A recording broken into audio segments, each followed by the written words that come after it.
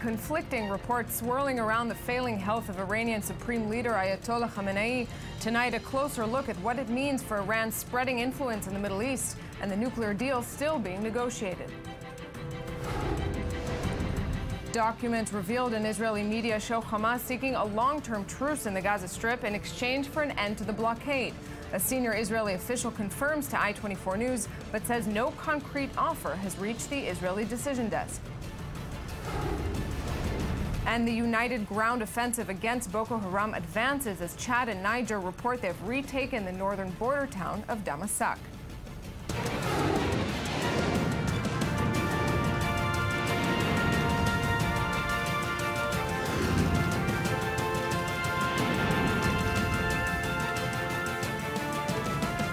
Good evening. This is the news today. Two words have been on many lips across the Middle East for days now: Ayatollah Khamenei.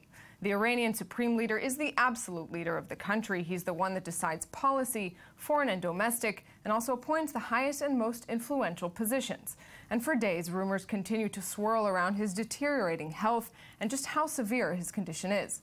What is known is that there are a range of major implications, from the Iranian fight against the Islamic State to the nuclear negotiations with Iran continuing as we speak. We'll get some insight from a member of the Iranian opposition and, of course, our guest in the studio. But first, a look back.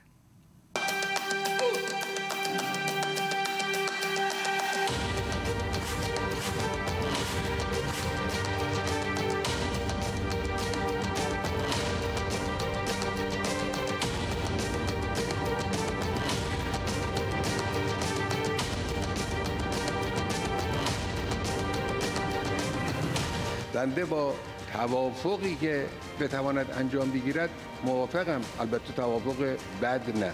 آمریکایی‌ها مکرر تکرار میکنن، میگن ما معتقدیم که توافق نکردن بهتر از توافق بد کردن است. بله، ما هم همین رو عقیده داریم.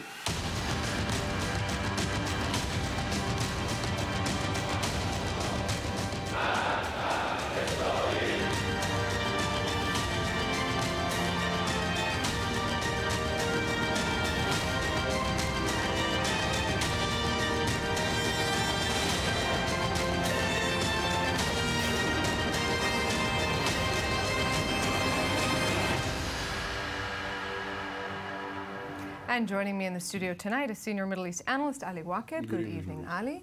And Dr. Eldad Pardo, an expert on Iran at the Hebrew University and Impact SE. Good evening, Dr. Pardo. Good evening. So, Khamenei, the words that everybody in the Middle East is speaking about. Clearly, at this hour, we can't really say one way or another. I understand what his health is. Iran is doing a lot of work to make sure he looks like he's in good health, as they paraded him yesterday. Can we imagine, let's say that it's the worst side of the reports. Can you imagine an Iran without Ayatollah Khamenei? What will it look like? Well, of course, it's a country with institutions where the Islamic Revolution is 35 years old. You have a lot of institutions, not only the parliament, but you have the presidency with many rounds of elections. You have the Council of Experts. Tomorrow, for example, we have inside elections within the Council of the Elections of the Leadership that will decide who will lead this council, and this council is the one that is in charge to choose the next leader. Actually, the most popular title is the leader, or Rahbar, and also the head of all the, or in charge of all the Muslims in the world, Vali Amre Muslimine Jahan. These are the two titles. And there are 86 ayatollahs. I think 88 in this one. But is there anybody in line? Who is the sort of obvious choice to replace for who tomorrow, is the absolute decision maker? We are talking about two things. Right. One thing for Khamenei.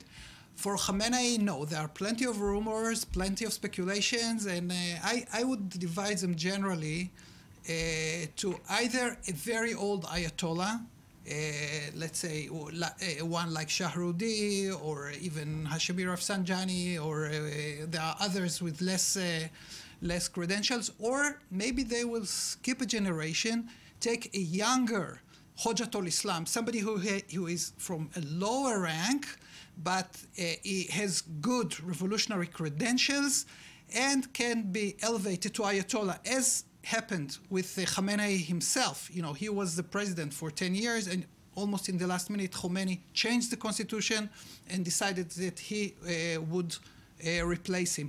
In that case, we can see something very interesting. Even Rouhani can be a potential.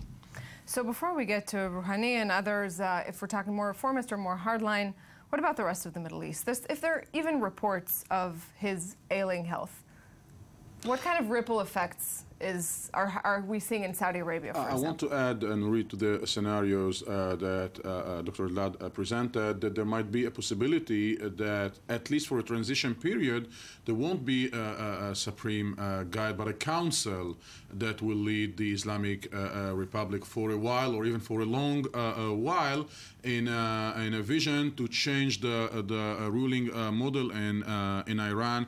And Hashemi Rafsanjani, who will have a very important role to play in this transition period, according to some Iranian sources, prefer this option to change the regime instead of a supreme guide, to have a council of guides that will design the policy and the agenda of the Islamic Republic. Now, for the Middle East, it's not a secret that under Khamenei it was clear that the tension between the Arab world, the Arab Sunnite Muslim world, and the Islamic Shiite Republic of Iran reached its peaks since at least 1979.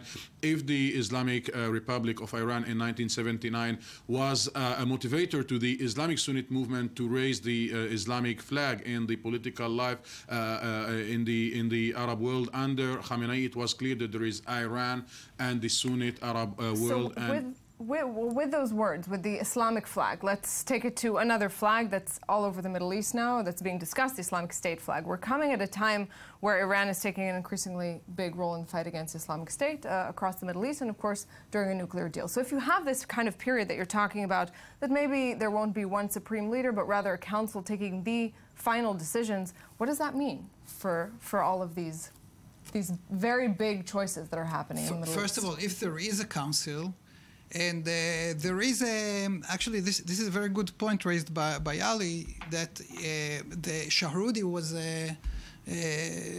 he came originally from Najaf, and his teacher Ayatollah al-Bakr, he argued that actually a Shiite state should be ruled by marja'iyat, which means by a group of fuqaha, a group of jurists, just like is described here. However, this is not the Iranian view, and it will be a revolution. And if this happens, we could really anticipate a gradual but dramatic change in the policies of the Islamic Republic. To which direction? To a more, let's say, rational direction. The concept today is that the supreme leader is infallible. He is ma'asum, just like the prophet. It's paradoxical, but this is the assumption. So he makes all the decisions by himself. Now, Khamenei was a pretty calculated actor, but one can never know, particularly if Iran becomes nuclearized. If you have one person that makes all the decisions, it's very, very dangerous. And what Dr. Eldad is saying is very dramatic, because when we say that Iran seeks to be a nuclear power, for the majority of the Iranian, it is almost a divine decision made by the Ayatollah, made by the supreme guide, because he is somebody who doesn't make any mistakes, and his choices are made just after he consulted God. And this is the danger of such a regime. And now the big question is, what would be the position of the revolutionary guard? And the big question, whether the moderate wing, in this case represented by Hashemi Rafsanjani, will have enough power and influence over the revolutionary guard, who for the moment seem to be preferring Shahrudi as their favorite in case Ayatollah Khamenei disappears. So a lot of questions you leave us with, Ali. Let's join to the conversation from London, Dr. Ali Nouri-Zadeh, the director of the Center for Iranian and Arab Studies. Good evening, Dr. Zadeh. It's always good to have you. Thank you. Good evening to you and your viewers and people in the studio. So the people in the studio have quite a few questions. that are in the air Yes. now. And we've been discussing if Khamenei is in fact sort of at the end of his road in his role as supreme leader. There seem to be options of going in a more reformist, a somewhat more moderate direction, and the opposite. Where do you see Iran going without Ayatollah Khamenei? Well, it's really delicate situation, and what's going to happen tomorrow will have effect on who's going to rule Iran after Khamenei. As a matter of fact, tomorrow, the election of the Speaker of Assembly of Experts, Khobregan, is so important that for a couple of months, we see that the fighting is exceeding the normal pace.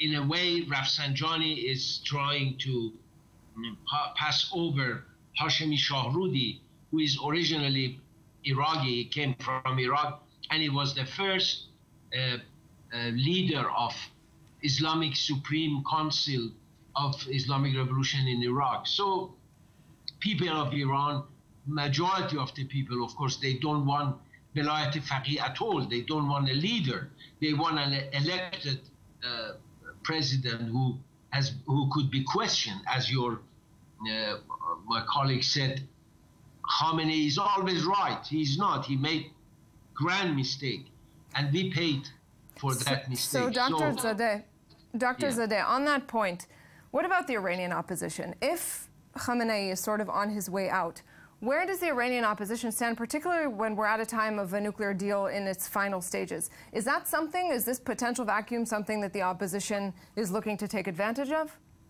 My dear, which opposition? Unfortunately, This is the question of the Middle East. Which opposition? Confess to your viewers that unfortunately the Iranian opposition, as if they are in Mars, in other planet, they are not dealing with the facts, daily facts in Iran. There is no country in the world which has got such a colorful and a strong opposition, but the end result is nothing. The opposition inside Iran, on the other hand, although they have no leader at the moment, but they are very strong. Potentially, they are ready to come to the street.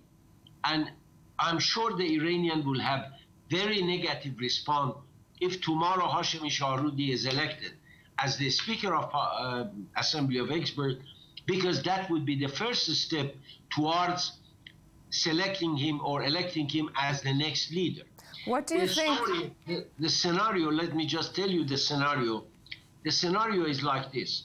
Hashemi Shahrudi become the leader, and Mojtaba Khamenei, son of Khamenei, who is too young to be leader, he will be his deputy. And then gradually Mojtaba will be trained, educated to be ready for the leadership. This is the story. This is the plan.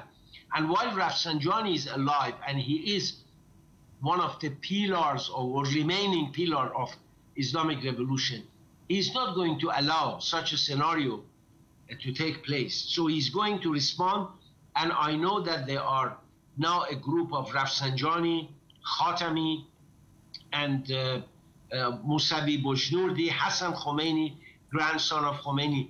These people are gathering together to join forces in order to prevent such a things happens, or Hashemi Shahrudi Dr. to be elected. Zadeh, normally when we have you on here, we're talking about the nuclear negotiations that are also between the IAEA and Iran continuing today as we speak.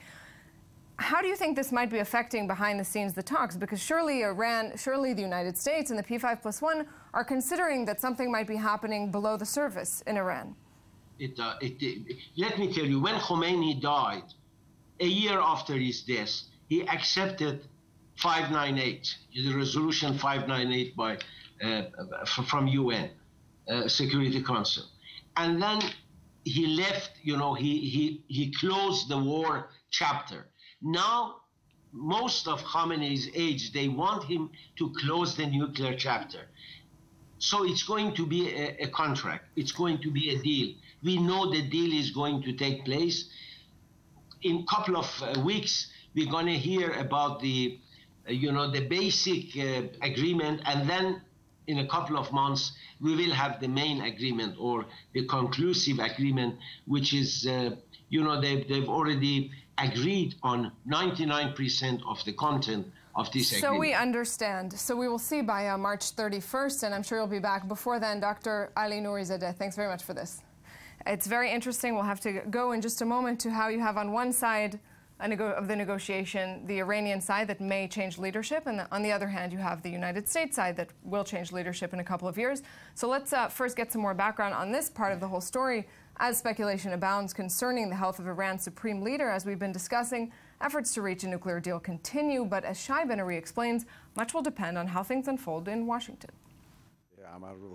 Rumors persist concerning the health of Iranian Supreme Leader Ali Khamenei.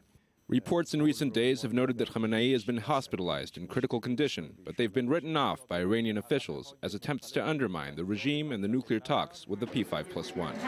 At the same time, the slow chess game of nuclear diplomacy drags on. A team of IAEA inspectors arrived in Tehran Monday, and the Iranians have agreed to grant them access to a nuclear facility at Marivan, who some believe to have been used in the testing of explosives. We have announced repeatedly, both verbally and in writing, and in meetings and sessions, that we are prepared to give inspectors access so they can come and see that these are blameless claims. The Iranians, however, continue to block access to a different site at Parchin, long suspected to be part of a nuclear weapons program. Meanwhile, in Washington, a group of 47 Republican senators sent a letter Monday to the Iranian leadership with a very clear message, in an attempt to undermine the Obama administration's efforts to reach a deal with the Islamic Republic. The senators did not inquire into the health of the supreme leader, writing rather, "It has come to our attention while observing your nuclear negotiations with our government that you may not fully understand our constitutional system. We will consider any agreement regarding your nuclear weapons program that is not approved by Congress as nothing more than an executive agreement between President Obama and Ayatollah Khamenei. The next president could revoke such an executive agreement with the stroke of a pen." The letter comes following the revelation that 64 senators, including a number of Democrats, are supporting a bill that would require the president to submit any deal with Iran to congressional approval. The support of 3 more senators would make the bill veto-proof. Washington is often rife with speculation, and in recent days much of it is centered on Robert Menendez, a senior Democratic senator who has clashed with the White House over his attempts to slap more sanctions on the Iranian regime. He now finds himself facing a criminal corruption investigation by the Department of Justice. Menendez is suspected of using his office to benefit a political donor in exchange for gifts. There is no proof this has anything to do with his efforts to block a deal with Iran. Ali, I promised you a response about 5 minutes. Nurit, we tend here always to present Iran as the big devil, and 2 days ago there was a list published in the international media about who are the biggest importers of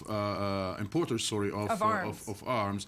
Yes. And Saudi Arabia is leading the world list in this aspect, and we should understand not all the weapons go to the Saudi army. Saudi army doesn't need all these weapons.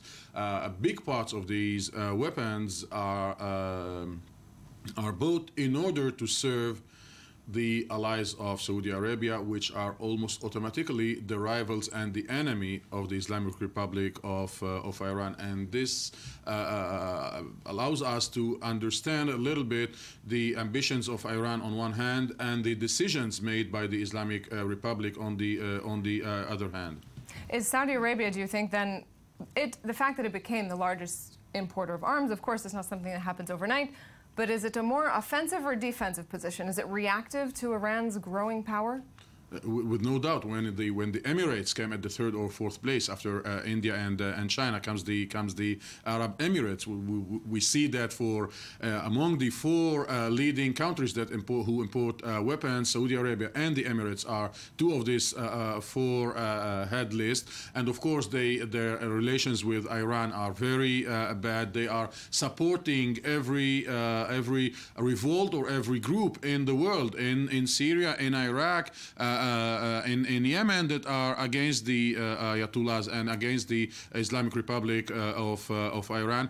This is why we always tend to blame Iran for almost everything, but we need to see that the Iranians also react, because I guess that they did not wait this list to be published to understand that the Saudis they already knew what was going on in Saudi Arabia. So we're always talking about this, about who are the different allies and who is Saudi Arabia supporting in Iran and how their influence is spreading, each one of them.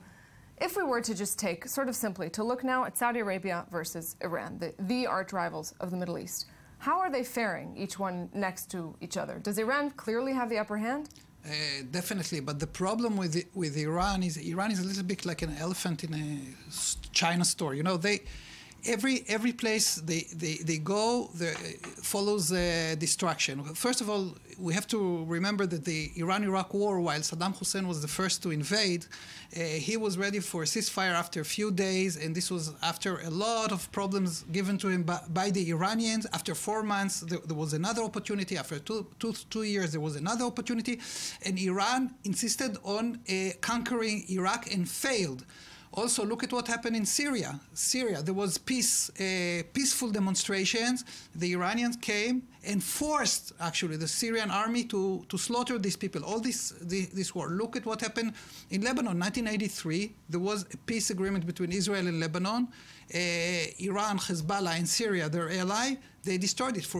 You had, for the Syrian people, 17 years of war. So if you go to Gaza, 3 wars. If you go to Yemen, if you go to Bahrain, the possibility of democratizing Bahrain is destroyed by Iran, because Iran says Bahrain is actually ours. So this is Iran. On the one hand, we heard the head of the Revolutionary Guards only a few days ago saying, we are uniting the Muslim people, we are uniting Iran, Iraq, Syria, and Lebanon. They want to make it one country, and with they want an Islamic caliphate under their rule, just like the Islamic State does, but with a different means. And they are heading for Mecca and Medina. This cannot go on. I mean, if you look at the Sunnis. Look at Iraq. In Iraq, 2011, Americans left a peaceful country, functioning country, exporting oil with a majority rule of Shiites. Functioning is debatable. No, the functioning terrorism was very, very low, and the majority democratically elected Shiite hegemonized government, because of Iranian interventions and their discrimination against the Sunni minority, this allowed all that we see. So this is exactly where I wanted to go, Dr. Pardo, is Iraq, because Iraq is a big part of the Islamic State fight, and sort of the most symbolic place maybe that we see Iran's role in that now. Today you have the U.S. military chief, Martin Dempsey, there, but Iran is taking the lead in that fight. So looking at all of this sort of very grim history that Dr. Pardo went through for the Middle East, what does that mean for Iraq? It means that Iran is maneuvering in a very clever way the antagonism between the different blocs in the world. Dr. Eldad is speaking about the destructive nature of Iran. The result is, and the truth is, and the proof is that at the end of the day, Iran is, the international community is almost begging Iran to conclude an agreement. Iran is more and more seen and considered as part of the solution and not part of the problem. There are now controversial reports whether the international coalition is supporting the Iranian campaign in Tikrit and in the Salah ad-Din province in Iraq against the Islamic State. Iran is now part of the groups, part of the states who are fighting the Islamic State, that is conceived as the biggest challenge and the biggest threat to the world and to the international community, and no more Iran is the biggest challenge and the biggest threat. So let me play the devil's advocate for a moment. You just said a moment ago that we always sort of look at Iran, that at least, let's say, foreign media looks at Iran a lot as the bad guy, as the devil. And from what you just described in its role in the Middle East, it seems maybe it's a right description. But what if we're looking at it the wrong way? I never used the word, of course. devil. From their point of view, they want to unite Islam according to this revolutionary Shiite view. But the fact of the matter, either because it is from all ill intentions, or because they are just not that skilled, as one would say. I mean, Well, last thing we can say that they're not skilled enough. I'm not sure. They are very good in maneuvering, in calculations, but had Iran chose a different path, Iran could be today number 2, number 3 worlds in industry, in influence, in culture. They have a lot of potential and all of that. I mean, look at the Iranian soldiers are fighting across the Middle East. They have Vietnam in Iraq, Vietnam in Syria. They are everywhere, and it's not good for them. And there are a lot of anger also inside the Revolutionary Guards. And there, Iran, one of the danger of the nuclear weapons is that Iran may implode. There is a lot of anger there. It's not something that, people are afraid to go for a revolution because it's not as stable as it looks from the outside. They tried a revolution. They want a peaceful transition, and they also see what revolutions happening. I would say that the damage that Iran caused to the Arab Spring, everybody blames the Arab, but So do you think if the United States is sort of betting on the Iranian horse, if there's a change in perception that maybe Iran can lead the way or should lead the way rather than antagonizing it, is that just a disastrous policy? Or could it actually work? I mean, look at the results. So far, wherever they put their hands on, we saw disaster. I mean, look at their. I mean, in America, if you go to America, there's something that first thing they ask you, what about your credit history? Look at their credit history. Their credit history is not so good. Awful. Let's, in the little time we have left, I want to focus a little closer on Iraq now that Dempsey's there today. He said when arriving there that it's going to need the U.S. involvement, which of course is sort of trailing behind Iran, is going to need training of Iraqi troops. And when I read this, I couldn't help thinking, well, we've been through this before, the training of Iraqi troops. Hasn't the United States already done this? Are we just yeah, but we saw it. We saw it last year that in a couple of days, the Islamic State, in a direct confrontation with the Iraqi army, managed to take control over the second biggest city in Iraq, Mosul, and in other places, and which also explains the fact that in spite of the relatively interesting progress made by the Iraqi troops, it is not the Iraqi troops that are fighting the Islamic State. These are the Shiite militias, mostly coming from Iran and backed by Iran, and the Revolutionary Guard who are on the ground, and the reports that are insisting that Qasem Soleimani is leading himself the battles against the Islamic State in Salah ad-Din province. Dempsey is there, and the question whether Dempsey is part of this new coordination between the United States. Is he part of the inner circle? Yeah. Well, is he part of the inner circle? Something we probably won't know anytime soon, but maybe Mosul, the offensive on Mosul, will give us some answers. Until then, Ali Waqed, Dr. Eldad Pardo, thanks very much for being with me. We're going out for 2 minutes, and we'll be back with the rest of the news today. Don't go anywhere.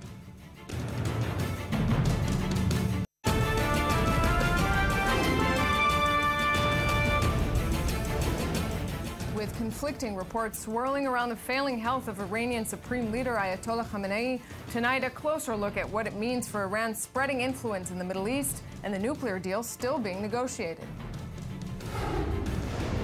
Documents revealed in Israeli media show Hamas seeking a long-term truce in the Gaza Strip in exchange for an end to the blockade. A senior Israeli official confirms to I-24 News, but says no concrete offer has reached the Israeli decision desk. And the united ground offensive against Boko Haram advances as Chad and Niger report they have retaken the northern border town of Damasak.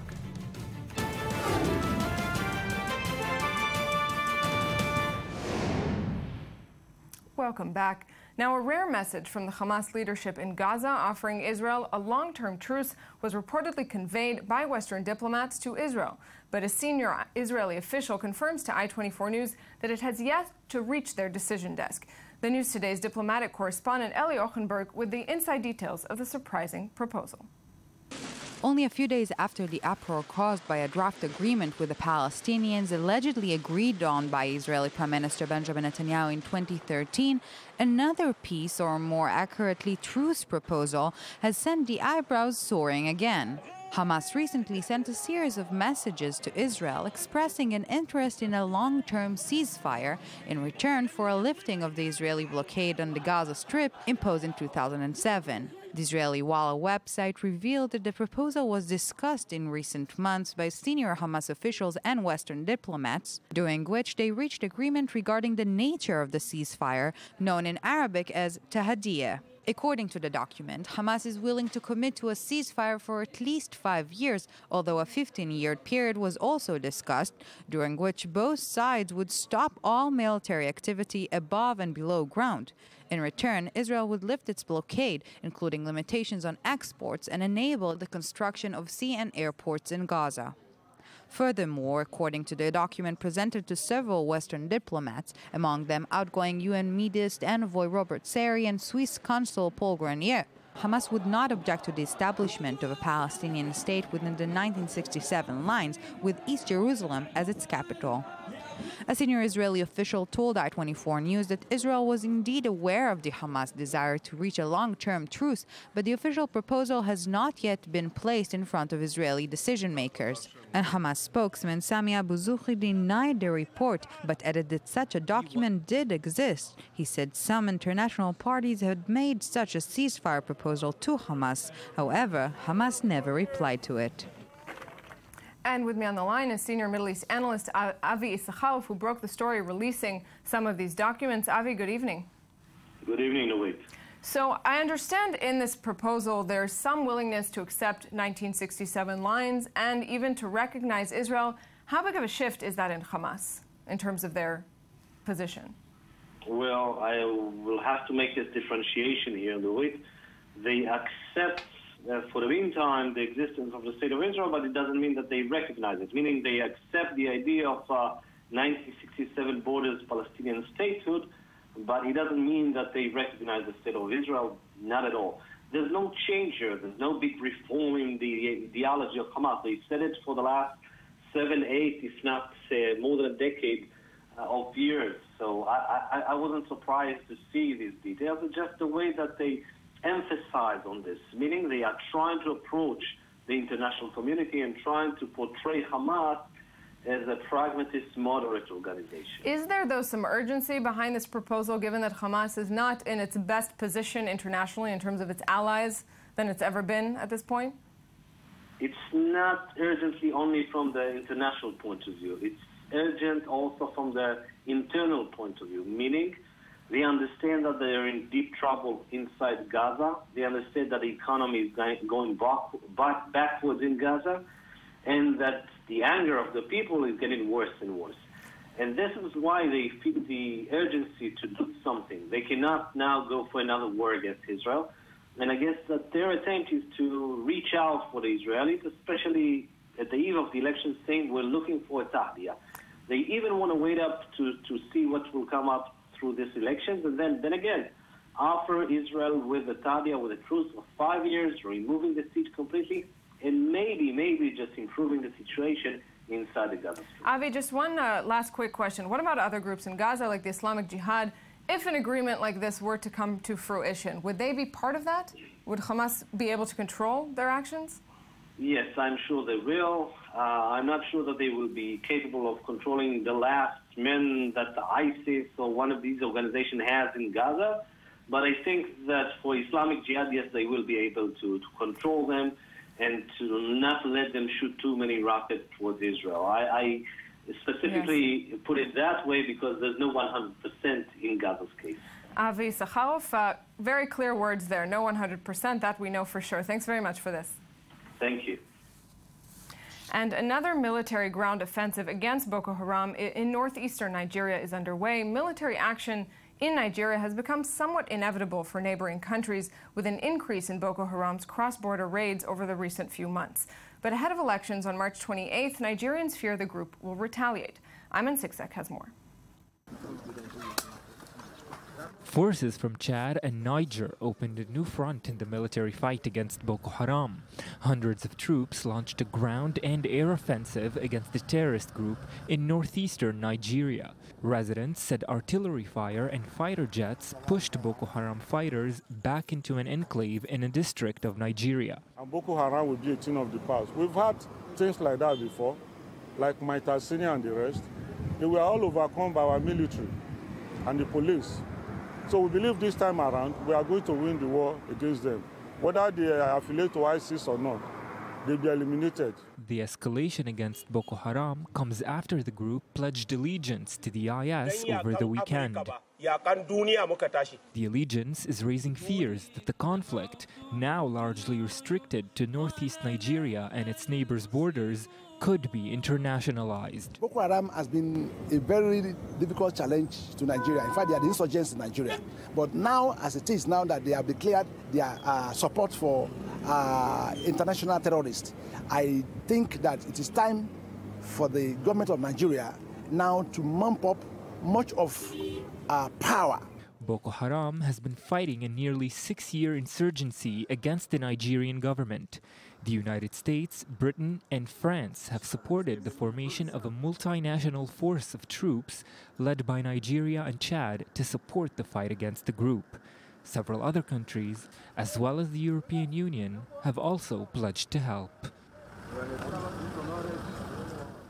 And journalist Sam Olukoya joins me now from Lagos, Nigeria. Sam, good evening. Thanks for being with me. Good evening. So on the surface, it seems the campaign of Chad and Niger is sort of gaining pace, at least from what the Chadian military reports every so often. From your reporting, is that actually the reality? Are they gaining ground over the IS? Over Boko Haram, I'm sorry. Now they've joined forces, so... Well, I think that's definitely true, especially in the case of Chad. Chad had been involved in this longer than the Nigerians, but a number of Nigerian towns and villages which we know have been in the under the occupation of Boko Haram for quite some time. We are now aware that the Chadian troops have taken over those places. So I just confused IS and Boko Haram because, of course, a couple of days ago, Boko Haram officially pledged allegiance to IS. What has been the reaction in Nigeria to that decision?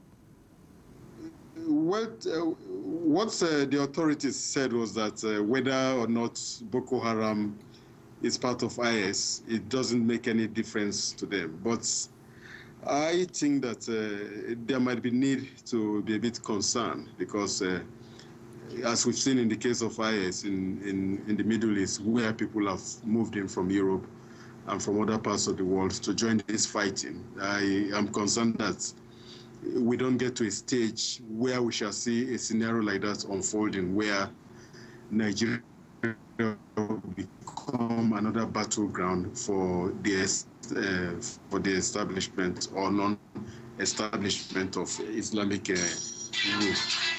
So I think to that extent, there's quite some need to be concerned. Sam Olukoya in Lagos, Nigeria, thanks very much for this. Thank you. And moving now back to the Middle East, to Cairo, the Arab League today called for united force against the Islamic State. It's popping up everywhere in our discussions. In a meeting in Cairo that brought together ministers from across the Arab world, this is what was discussed. But the League's call was countered by deadly blasts in Alexandria and in the Sinai Peninsula, raising the question, when the Arab League calls, will the Arab world answer? More in this report from Ayman Siksik. In the second consecutive day of bombings in Egypt, an explosion in Alexandria targeted a mobile phone shop on Monday, just one day after a series of bombings killed 1 and wounded 9 in the same city. Also on Monday, a roadside bomb killed 3 Egyptian soldiers in the Sinai Peninsula. Egyptian security forces said militants who identify with the IS were responsible. Monday's attacks came as foreign ministers from across the Arab world attend a summit in Cairo to discuss the civil war in Syria and the spread of the IS in Iraq. Egypt hopes the summit will project an image of stability and secure billions of dollars. That means Egypt is coming back to its normal, to its status within its Arab brothers and sisters, or internationally through the economic conference. Nevertheless, security was on high alert ahead of the summit. Most bomb attacks in Egypt have hit the Sinai Peninsula, a strategic region bordering Gaza and Israel.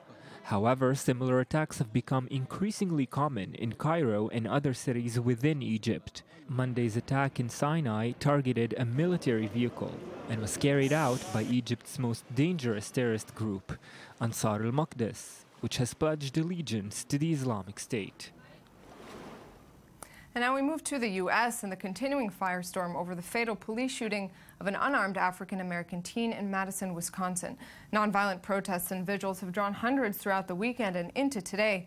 ABC's Lindsay Janis is in Madison with more. What's his name? Tony Robinson! Overnight, a heart-wrenching tribute to 19-year-old Tony Robinson. You'll always have a special place in my heart. Following a third day of impassioned protests here in Madison. Black Lives Matter! Black Lives Matter! So many comparing him to Michael Brown and Eric Garner, other unarmed black men killed by police. How do y'all sleep at night? It all started Friday night about 6:30. Police receiving at least 3 different complaints about a suspect matching Tony Robinson's description, fighting at a gas station and running through traffic. Outside yelling and jumping in front of cars. 45-year-old veteran of the force, Matt Kenny, was the first to arrive at the apartment Robinson was visiting. You can hear him on police radio, reporting a disturbance inside. Every day we have to enter. Kenny then forcing entry. And moments later, Shots fired. he fires multiple times. Police say defending himself from attack by Robinson, though it's unclear if he knew the teen was unarmed. Robinson was on probation after pleading guilty to being party to an armed robbery last year. But the teen's friends and family say he was a gentle giant with plans to go to college. To die in such a violent way, it baffles me. As for Kenny, he was involved in shooting another man to death in 2007, but was exonerated. This morning, he's on paid administrative leave as the state's Justice Department investigates. Now for something a bit lighter, to economy and to Apple.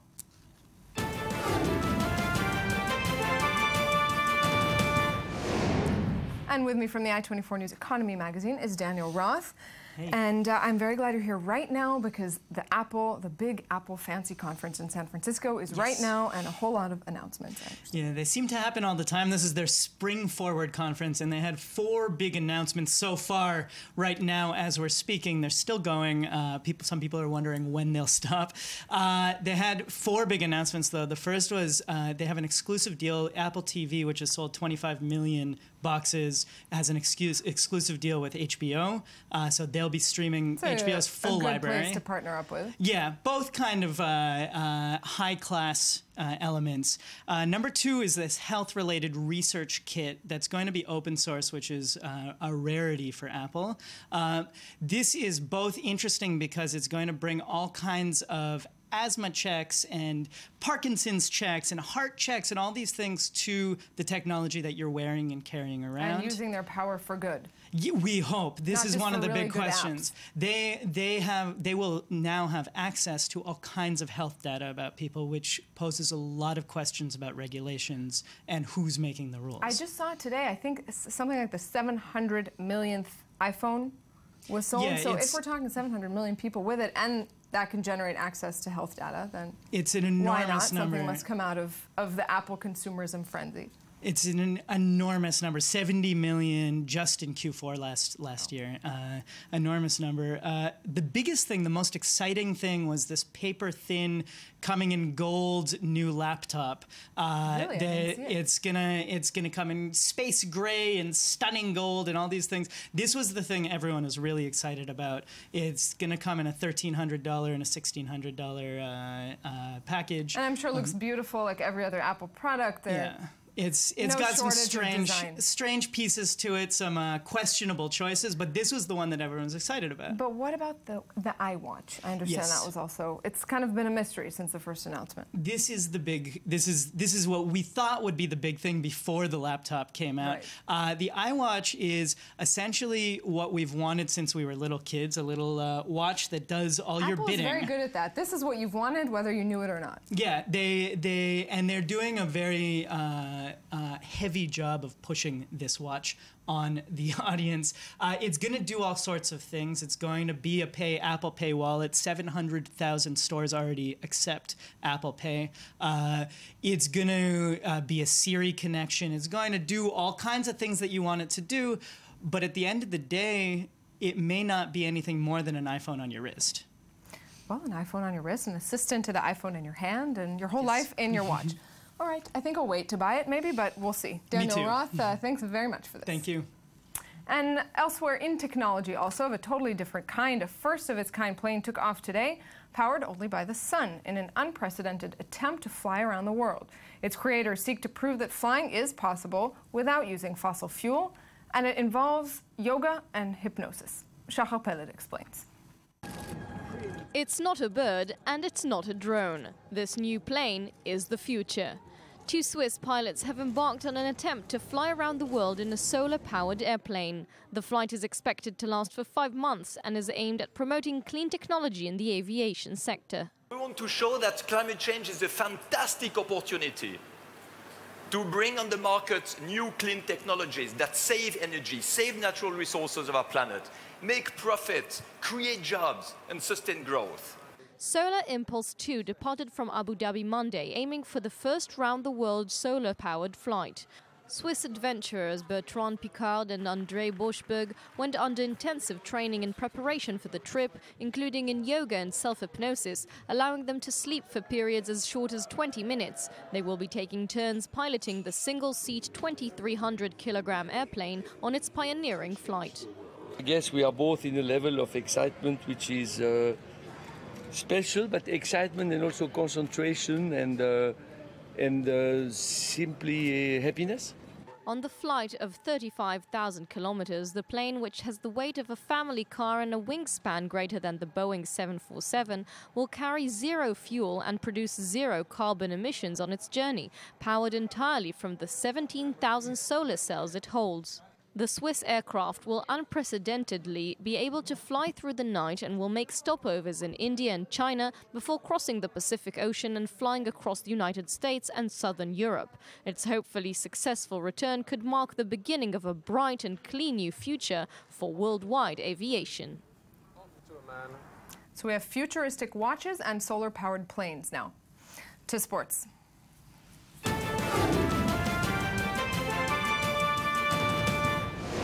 And with me is host of the I-24 News Sports Magazine, Jonathan Regev. Good evening, Jonathan. Evening, Dorit. So goal line technology is back, straight to the point. Yes, and FIFA opposed this for so long. They said, you know, let the referees, they're human beings, they make mistakes. Let the mistakes prevail. Why did they really oppose it so strongly? Because why not have technology it's a conservative thinking for many years. I'm in basketball, I had a tennis. I have been in so many tennis games in which you see something and then the Hawkeye system shows you that it's completely different. And here we see the goal from the Netherlands. If the referee would be judging by his own eyes, he would say no. But hey, look, the goal line technology proves us. I would think it prevents a lot of fights. Yes, the technology says. Yes, the technology says. I mean, computers, they can see better than us. What can we do? And they said it's a goal, so it's a goal. And we are seeing so many cases in which the goal line technology, they simply prevent referees from making wrong decisions. Why did this take so long? I don't know. I'm just happy it makes sense, the sort of reluctance to let tech into sports, keeping things as they've always been. Of course, because then you say let the machines take over everything, but at a certain point... But it's inevitable. Yes, this is a goal that would have been judged as no goal had there not be goal line technology. So you have to find the balance. Right now, not everything is computerized. But still, goal line technology exists, and it helps making the right decisions. Yes. Now to winter skiing. Yes, marathon is a tough business. Ski marathon. What is a ski marathon? That's it. It's exactly what it sounds. It's a marathon. Skiing. Now you can see it's a popular business. 13,000 people participated in this event, which takes place in St. Moritz in Switzerland. Actually, it's apparently it's much faster than running because the winner here, he did a time of 1 hour and 34 minutes. That's about a half hour quicker than the world record in marathon. 42 kilometers. Skiing. Wow. Yes. Here's my question, though. When you're jogging, it's really packed. Like we just saw here, it's really packed, people jogging together. When you're skiing packed together, that doesn't sound very safe. No, and here we see that they're able to find their way. At a certain moment, the faster ones, they ski forward, I would say. But here we see them skiing, at least at the beginning, they're skiing together. Sounds like a nightmare to me, but a lot of people did it, so congratulations to them. A lot of things you bring sound like a nightmare to me, but true, that's okay. True. So in the little time we have left, I have to hear about this last kind of wife carrying competition, and it's a traditional event. It happened for the 8th year running in England. Here we see you can carry the wife. If you want, you can carry the husband. It's perfectly all right. Okay, so there's gender equality in the marathon. Yeah, you I can like carry that. whoever you want, as long as the one you're carrying weighs over 50 kilos. You can't bring just the Barbie doll and carry them. All right. So they have to be 50 kilos, and the course is 380 meters. It's a difficult course. This is the American couple that won it. They've been practicing. They've been carrying each other apparently I wonder for what that quite looks some like. time. They're training in the street, just him carrying her around. I wouldn't want to imagine Speaks that. for itself. Yes, I'll leave exactly. it at that. Jonathan Regev, thanks very much. Thank you, Nurit. And I-24 News correspondent Uri Shapira paid a visit to the glass exhibition in the Eretz Israel Museum in Tel Aviv, where top glass artists presented their works and some potential solutions to social and political issues. Let's see.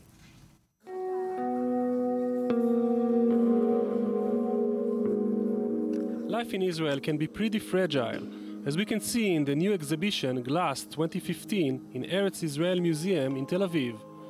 62 top local glass artists exhibit their works, exploring a variety of themes using different materials and disciplines. Because of its ambiguous nature, glass is transparent but can be opaque as well, and this gives a very large diapason, if you want, of expression, both physically and metaphorically. Though the art of glass tends to shift to abstract or surrealism, many of the works here deal with social, political, and Israeli issues, from animal rights to the water crisis, like this work that maps the water sources of different countries in the world using different bottles as a metaphor. But Israeli issues are also being explored here. This work imitates a famous, or infamous if you prefer, graffiti from the last war in Gaza, saying we shall win. It's a displacement, if you want, somehow, and she puts it like an abstract cry of the people on the street, like a graffiti in the street. And what is this promise? A promise to whom? To win what? Israel doesn't have a rich or long tradition of glass art, but this exhibition displays a unique combination of varying use of materials, unique techniques, and different approaches to burning issues that have mostly been dealt with in different art forms. The Israeli experience, it seems, has never been so transparent. And now to a bit more culture.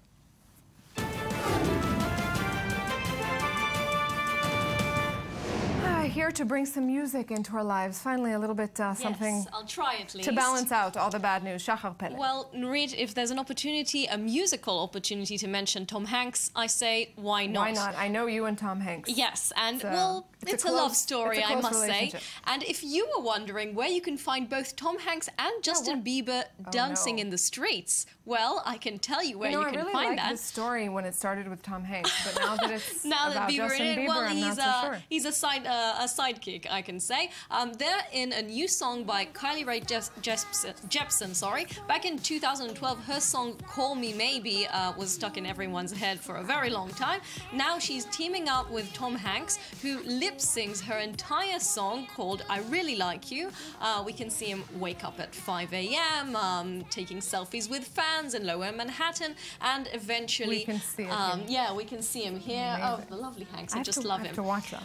And eventually, he ends up the entire clip with Jepsen herself and Bieber in a lovely party in the streets of New York. And I'm quoting here Metro UK, not myself. Quite frankly, we were too busy marveling at Hanks's fabulousness to pay much attention to Bieber. Thank you. So is Bieber just sort of a decoration? He's definitely a decoration. He's there for like 5 seconds, and as we can see, Hanks is definitely taking the spotlight. And I'm sure he pulled 20 million screaming female fans behind him to watch it. At least, yes. All right. So now we're moving on to some local international music. The wonderful Israeli actress Dana Ivgi, who is the daughter of a renowned actor Moshe Ivgi. She is a great actress on her own behalf. She is on her own right, best actress in Israel this year. Performance in Zero Motivation, which was a great success abroad, gained her much attention. Now she's not only an actress, but also a singer-songwriter, apparently. She also takes to the streets of New York, apparently the buses of New York. New York is the creative setting. There's nothing you can do about and the center of the world and everything. Here she takes a bus ride, and anyone who's been on a bus ride can relate in this clip to the annoyances of the ride. But on her way, she step by step starts this great choreography with the other passengers on the bus ride. This is a clip directed by Vanya Ayman, who we've already mentioned. He's a great, talented Israeli filmmaker. He's already involved in the election clips here in Israel, and he seems to be all over the clip. Quite soon to tell us about. Those have a little bit of a different tone. Soon there. And finally, a fresh new sound from the desert. A band called Awa, sort of a play on Iwa, the Arabic word, formed by three sisters, the Chaim sisters from the Arava Valley here in Israel, the Southern Valley. They combine Yemenite folk singing with electronic dance music. Yesterday they released their first ever album, their first single, directed by Tomer Yosef from the Balkan Beatbox Band. And it's sort of this combination of women in the desert singing about love and protest, of women in a Yemenite Arabic dialect, everything combined together in the Middle East. So two things, Shahal, you have to send me all of the clips, everything you just talked about that I want to see, and you'll be back shortly with all the election buzz. Absolutely. We're out for 2 minutes and we're back with the Israeli Election Show 2015. Don't go anywhere.